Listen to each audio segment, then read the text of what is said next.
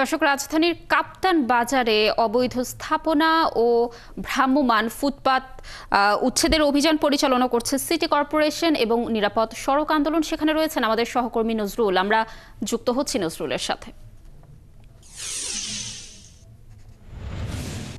নজরুল, উচ্ছেদ অভিযানের পরিস্থিতির ব্যাপারে কি তথ্য রয়েছে আপনার কাছে, জানাবেন।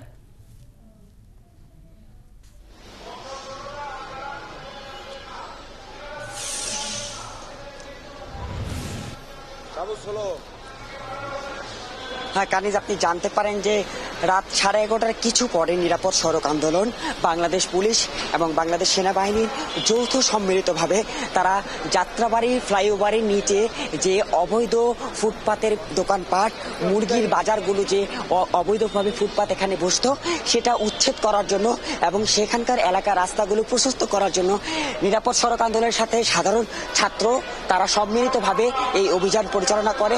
এই অভিযানের পরিচালনার মধ্যে ঢাকা দক্ষিণ সিটি কর্পোরেশনের ম্যাজিস্ট্রেট উপস্থিত আছেন, একই সাথে বাংলাদেশ পুলিশের একাধিক টিম আছেন এবং সাথে সেনাবাহিনী আছেন।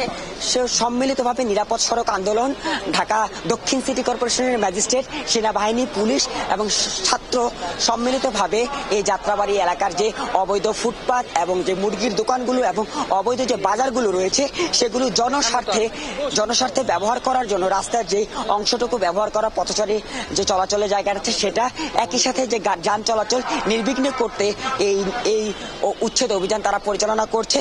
তো ইতিমধ্যে ঠিক 11:40-এর কিছু পর থেকে সার্জেন্ট আহাদ পুলিশ বক্সের সামনে থেকে যৌথ বাহিনী সম্মিলিতভাবে এবং ঢাকা দক্ষিণ সিটি কর্পোরেশনের তত্ত্বাবধানে এবং সে সাথে সেনাবাহিনীর একটি দলের সাথে কথা আলোচনা করার পরে, দিক নির্দেশনা করার পর থেকে তারা এই অভিযান পরিচালনা করে শুরু করছে। তো এই ছিল আমার কাছে সর্বশেষ কানেজ। ধন্যবাদ নজরুল আমাদের সাথে যুক্ত থাকার জন্য।